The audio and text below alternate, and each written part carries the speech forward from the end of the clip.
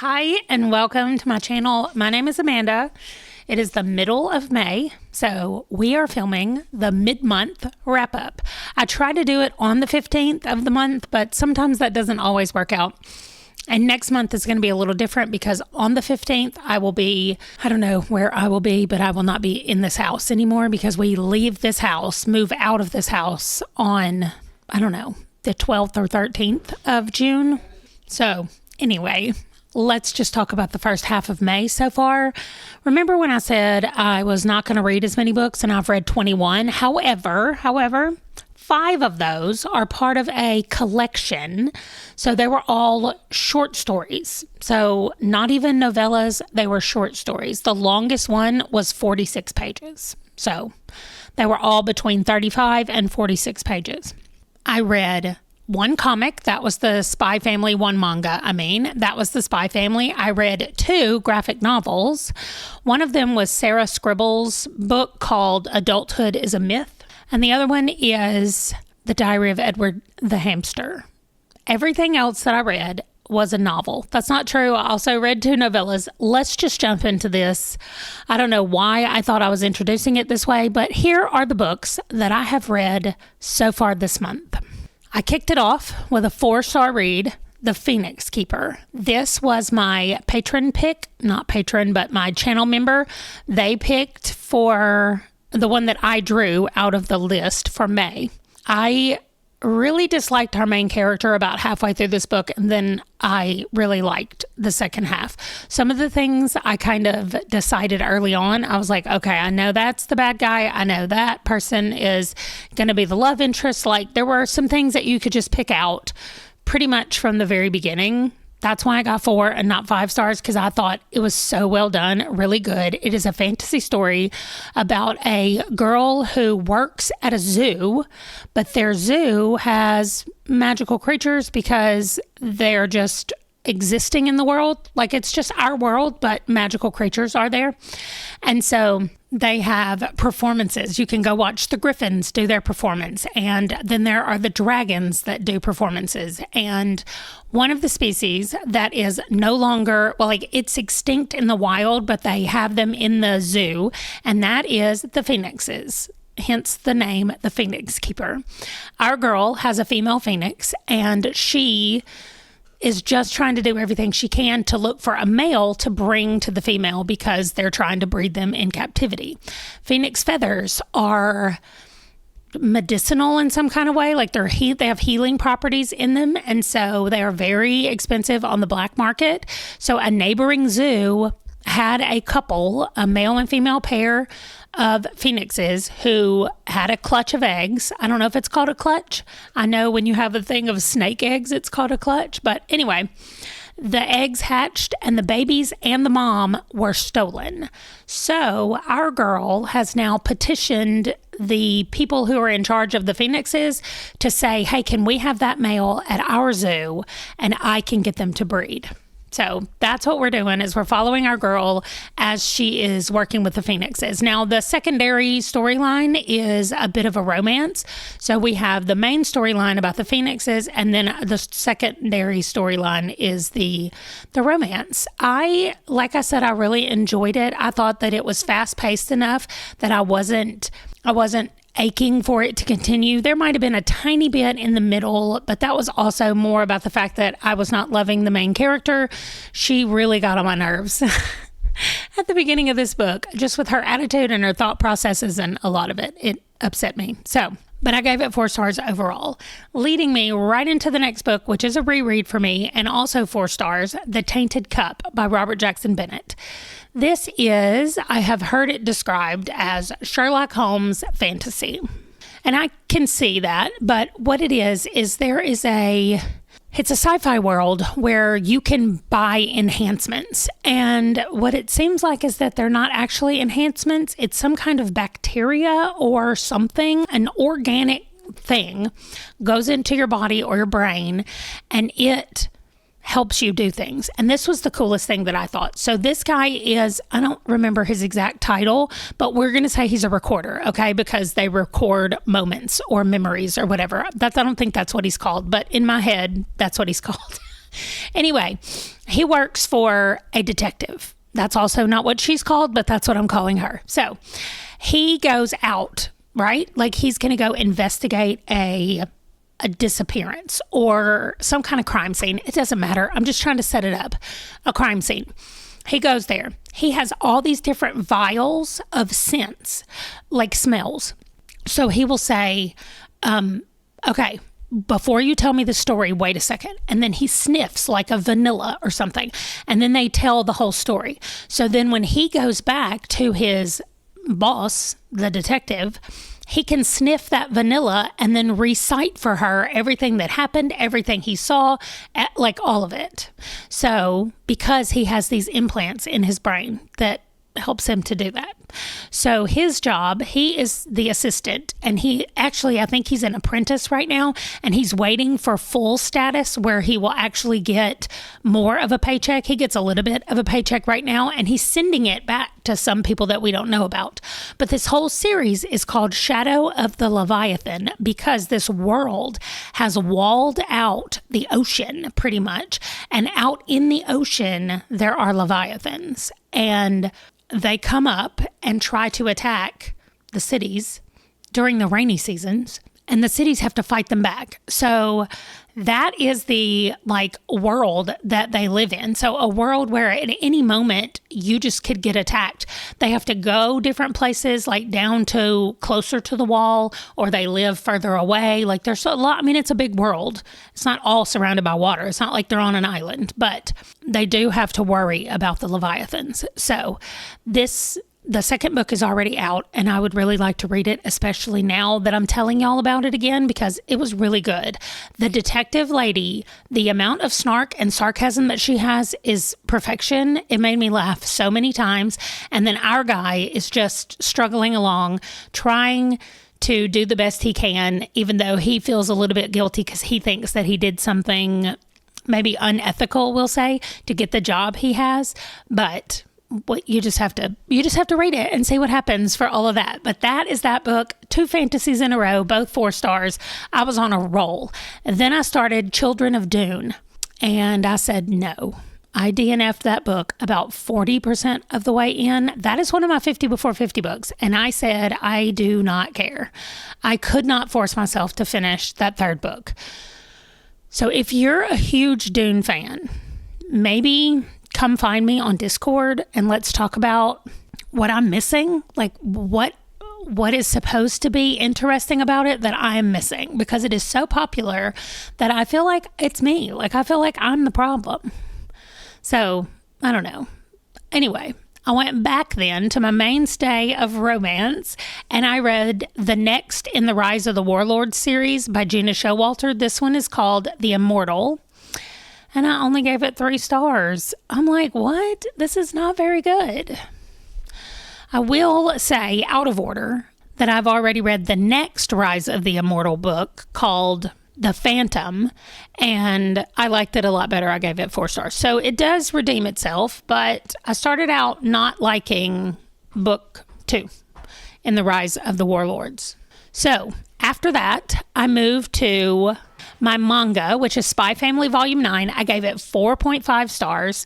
I guess I could tell you a little bit more about Rise of the Warlords, but here's the problem. I have just read books 2 and 3, and honestly, I know what they're doing, but I don't know why they're doing it. So now I feel like I need to go back and read the beginning of this series. So what they're doing is they're having to do the challenges of Hercules, like there's 13 of them, I want to say. They're also not called challenges. They're called something else, but I don't know. Anyway, it appears that each one of these books is about a different Astra who is trying to accomplish one of these challenges. And the 3rd book, like I said, was so much better, but I still don't quite understand why they're doing it. I know they're doing it to save the Astra, but why? I still don't understand that part. So maybe I just need to go back and read the beginning of these and figure out why. So now let's move to Spy Family Volume 9. They were just coming from the school trip, or the boat trip that they had taken during the school vacation. And they just get home from that, and then we get to see what happens after that. And we spent a lot of time with our little girl, Anya, at school, and it was so great. I feel like these books sometimes focus on like just one or two of the characters. And so this time we got a little bit of Mom, but we got a lot of Anya, and I really enjoyed it. I just love it. And I can't say a lot because it's volume 9 at this point, but I really, really enjoyed it. Okay, then I went back to a romance book that I gave 4 stars, and that is When You Are Mine by Kennedy Ryan. I almost DNF'd this one, but I just bought all 4 books in this series from somebody on Facebook Marketplace because I needed to read it for her kid, the hardest reading challenge you'll ever do, which I have some videos about that. If you want to see those, I'll link one up here. And that book needs to be read. So I was like, I cannot DNF this book. I need to read it. But it is a story about a girl who is looking for stability, not love. And she gets married to someone who she knows she doesn't love, because she doesn't think love is a thing, so she doesn't trust the things that she feels about another guy who happens to be her fiance's best friend. So then we have to go along with their lives where he knows that the only woman he's ever going to love is married to his best friend, and his best friend is really his foster brother because his best friend was kind of adopted into this family as a foster child. And so he's like, you've always gotten everything, and now she's mine, and now you want her because she's mine. And there's just so much drama that I normally do not want to read. And so I would have avoided this book forever had I known what it was before I started and before I bought it for sure. But I had to read it. So here's what I know about the other 3 books. The next one continues the storyline of these 3 people that we've already been reading about. But then the next 2 books are one's about a sister, one of them's sister, and the other one is about one of their friends. So if I can make it through the next book, then hopefully the last ones will be easier to get through. And I know I gave it 4 stars and said I had to make it through it because the actual writing and the actual story is so good. But oh my gosh, the absolute tormenting drama of the 3 of these people is just more than I wanted to deal with. So I read it. I liked it. I will be continuing in the series because I don't have a choice, and we'll just hope that they all get better after that one. Then I had my first 5-star for the month, and it's not the only one, but it is the best.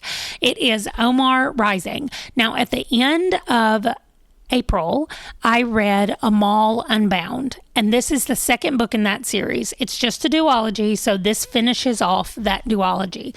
But Omar is a really smart kid who lives in a very small shack kind of building with his mom on the property of Amal's family. So Amal's family owns the house, and they have a housekeeper who is Omar's mom. Okay? Hopefully I said that all better the second time. Anyway, Omar's grades have been good enough to get him into a boarding school. So he leaves to go to this boarding school and quickly finds out that there are the kids who paid to get in, and then there are the other kids, like I don't know the name that they give to them, but they're the kids who are there on scholarship. But they don't call them scholarship kids. They call them a more derogatory term. Anyway, those kids have 2 main rules. They are not allowed to participate in any extracurricular activities. So no music, no sports, no nothing.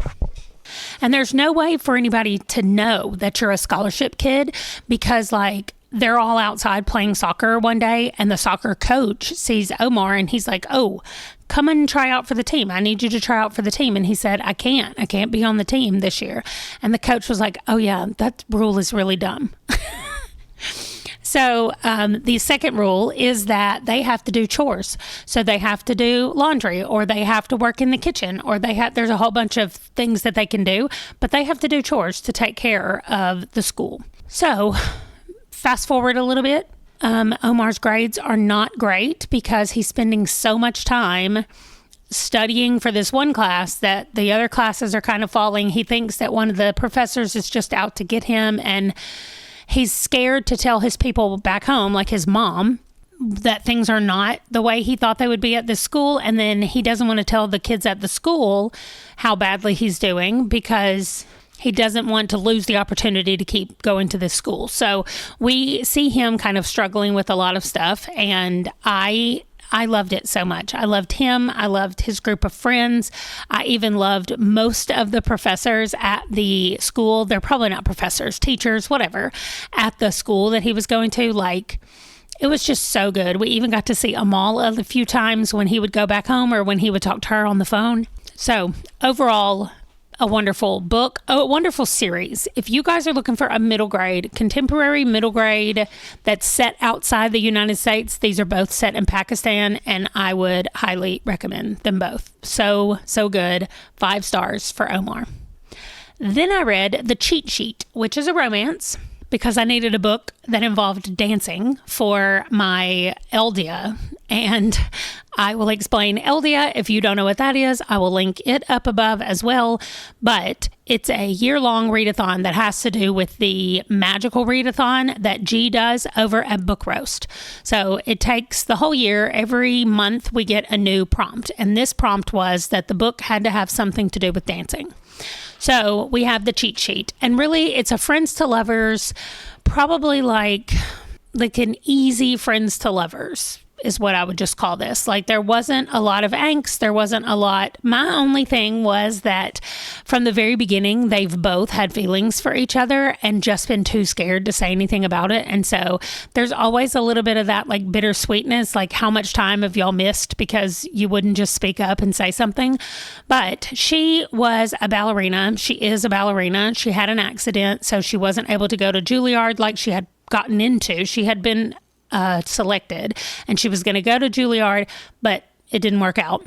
And so she is the best friend of him, who is a professional quarterback in the NFL.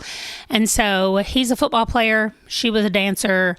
And it's really just about the two of them, like, figuring things out for the first time. They've been with each other, like for each other, a long time as friends. So it's just kind of like making that switch to become more than friends. And then what does that look like? And how do we navigate this? Because she doesn't necessarily want to be in the limelight, but she doesn't she's okay with it if that's where he is and what he wants to do. So there's a lot of like underlying issues that have to be filled out or whatever as the two of them get together. So I liked it a lot. I gave it 4 stars. We kind of went on a run of 4-star romances. I had 3 in a row, which is really nice. So the next one was The Duke of Manhattan, and I read it because I needed a series that I thought I might DNF. Like, I was thinking about DNFing it, and so I needed to pick up the next book, and I did, and I had to read it on ebook, which is weird for me. I don't love to do that, but I'm getting better at it, and I'm enjoying it a lot more than I used to. So we're working on my brain to say that it's okay to read ebooks. Anyway, the Duke of Manhattan is actually the Duke of Fairfax in England. He is not yet, but he's next in line. His grandfather is the Duke of Fairfax, and it will be passed down to him only if he's married. And so they set up a fake wedding so that they can get married. She needs something from him as well. It's not just that he's hired her to be his wife. But in the midst of all of that, of course, they fall in love, and I gave it 4 stars. It has fake dating. That's all I needed to know. A fake marriage. Fantastic. Then I needed another dancing book because in Eldia, I have 2 characters, and both of them needed a book that involved dancing. This one is called Instructions for Dancing, and this did not have as much to do with dancing. I mean, it did, but when you see the title, you're like, oh, this is going to be all about dancing. And it's not. This girl doesn't believe in love anymore. Her dad has left her mom and her sister. and because he loves somebody else, and so he's gone. And so she's like, oh, so love is not actually real. So she takes all of her romance novels. This is like on the first page of the book. She takes all of her romance novels, anything that says anything about love, and she takes them to like a little free library, whatever the equivalent is where she lives. And when she gets there to drop them off, there's only one book in the library that she's dropping off to, and it's called Instructions for Dancing. So she gets it, she takes it back to her house, and she realizes that she now has a superpower-ish. When she sees a couple kiss, the first time she sees them, she sees their relationship from the first moment where they met all the way to how it ends. And everybody she sees has a horrible breakup. Like, she sees them together and they're happy, and then all of a sudden there's a breakup. And she's like, see, that's exactly what I said. Love never lasts. So she looks in that book, Instructions for Dancing, because she's like, I need to do something. I don't want to keep seeing this all the time. She tells one of her friends about it. And so he's trying to help her like figure out what to do about it. Well, in that book, there is a stamped address, and she's like, I guess I have to go to that address. So she gets there. It's a dance school, and the woman inside says, oh, good, I need you. And so she gets her to learn ballroom dancing for some kind of competition that they have in the city.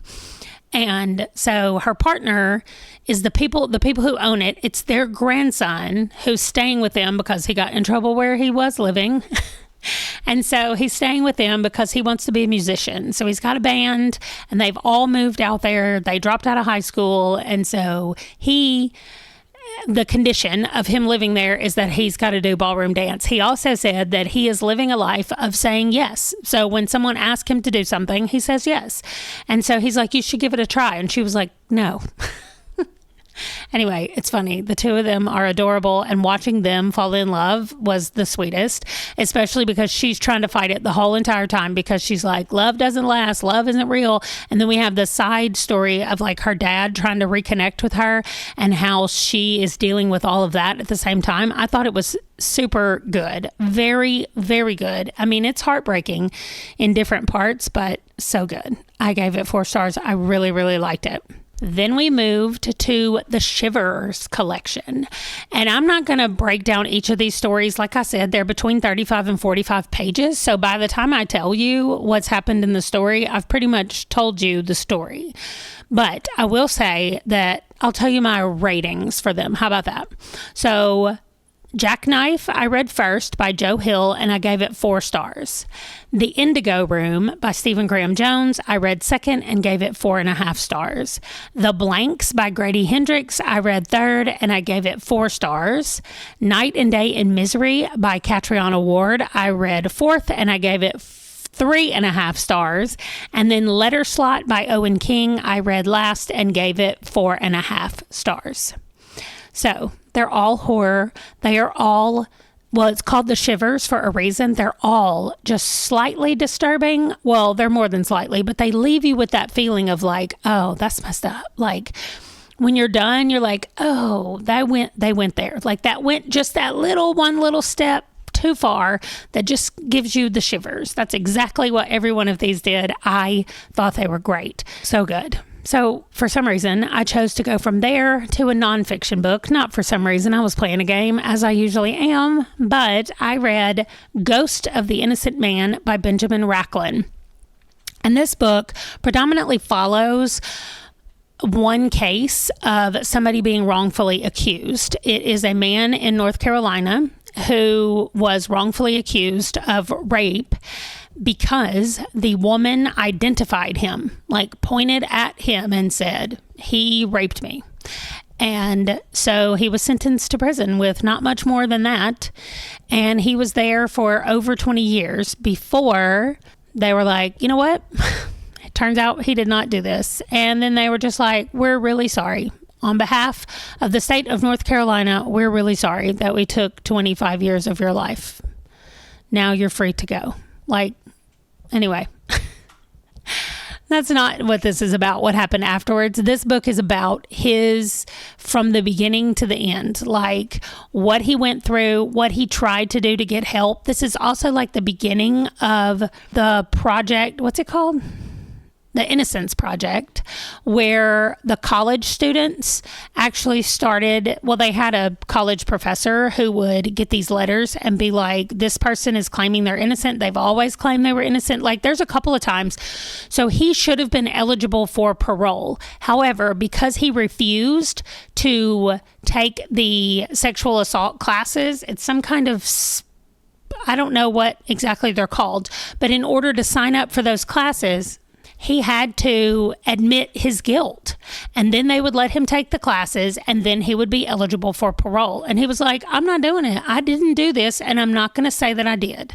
And so he was going to stay in prison for the rest of his life because he refused to say that he did something that he did not do. And I mean, of course, just what I've told y'all is heartbreaking enough, but to hear all the mess that he had to go through, his family tried to go through, even the lawyers who were trying to get people to listen and be like, his second lawyer that he had that filed his first appeal was like, I don't think you did it. And there is not one more thing that we can do. Like, I do not know legally what to do at this point. We have tried everything, and I am so sorry that I have to close your case. However, if you find anybody else that is willing to pick this up, let's go with them. I will give them everything I have. I'm not getting rid of any of your case stuff. I mean, just the injustice of the whole thing is disgusting. So I gave that 4 stars.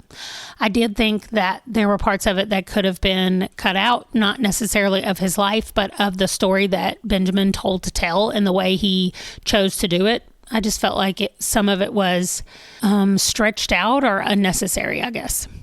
Then I went back to fantasy romance, and I read J.R. Ward's A Bloom in Winter. It is the story that we were kind of following before of some of the prison camp people, but also mixed with the Black Dagger Brotherhood people. And this is book number 22.5. So I'm not going to tell y'all what happened other than I loved it and I gave it 4 stars, and I'm so happy that we're back with the brothers. Even with the new people coming and getting added in, I like going back and seeing the brothers. So there's only one book left in that series, and then I am caught up until she writes another one. Okay, so then I read the graphic novel Adulthood is a Myth by Sarah Anderson. I took this book and I got everything at my desk that could possibly be a bookmark. I had every card that's like around me, and I had them stuck in this book in all different places. And I carried it upstairs to Ron, and I said, everywhere that I have marked, you have to read. And he looked at all the marks and he said, do you just want me to read the whole book? Because you have the whole book just about marked. And I was like, listen, she is in my brain. She's inside my head, and it's so funny. So he starts reading some of them, and he said, oh, I've seen some of these on Instagram. And I was like, oh, well, I didn't know that, but they're in this book. So it's like a whole book of memes. And I loved it so much. It's just so funny. So no storyline, nothing goes together as a story. It's just little snippets from her life that, well, I guess it is because it was listed as a nonfiction. So I'm assuming it's how her life goes, because it's definitely how my life goes. And I loved it a lot. Then we moved right on into another nonfiction called The Anthropocene Reviewed. So many people said, I loved this. I love this. It was one of my favorite books of the year. And I was like, okay, I'm picking it up. I'm going to start reading it. And I knew I wanted to do it on audio because John Green does the audio, and he talks to me on his YouTube channel once a week. And so I knew I wanted him to talk to me reading this book. I gave it 4.5 stars. I thought it was so good. There were moments where I was like, how is he going to tie what he's talking about now back into the topic of this chapter? And he did it every time, and I loved it. So random, the most random topics he talks about in this book and rates them on a 5-star scale. And I love it. The things he gave 5 stars, the things he gave 1 star, so good, including Diet Dr. Pepper. He did a review of it, and I agree with everything he said. Okay, then I moved on to The Diary of Edward the Hamster, which they classified it as a graphic novel, so I did too, although there's only a couple of pictures, but it's mostly like really short diary entries. So I get how that could be classified as a graphic novel, but we start out with Edward being in his cage on his 6-month anniversary of when they adopted him. And he's mad because nobody wants to celebrate 6 months of him being there. So that's what it starts out with.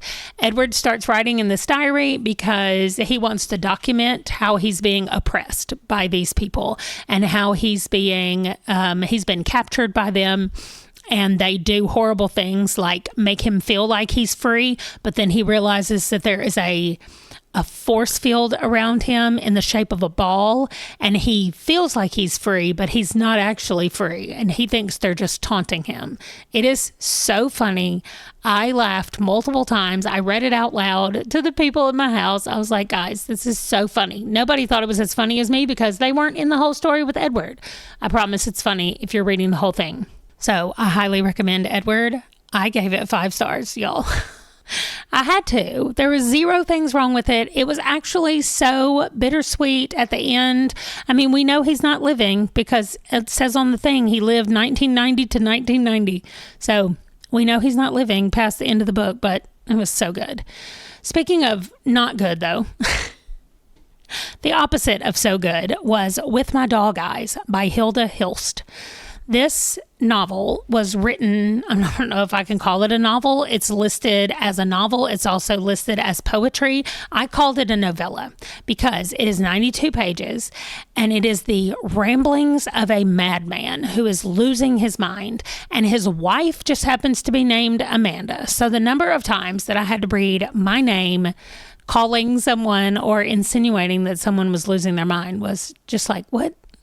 Anyway, some pages would make complete sense, and I would be like, okay, he's at the university. He was a professor of math. So I'm like, he's at the university. But then he would just stand there and stare blankly. And then they would tell him, like, your class left 15 minutes ago because you just stopped talking. And they sat here for a while, and then they got up and left. So he was having these moments, these little episodes. And it's just a descent into him losing his mind. And it was so hard to follow, so hard to tell what was going on. And I don't know if that's supposed to be like the genius of it, is like, it's exactly what it would be like to be inside the head of someone. I'm like, really? Because I feel like we don't know what it's like inside the head of someone who is losing, because how are they able to articulate it if they're losing it? I don't know, but it was something. And I'm glad I read it, but now it's done, and I gave it 2 stars. Then the last thing that I have read outside of the last Gina Showalters is Blood Sugar Baby by J.T. Ellison.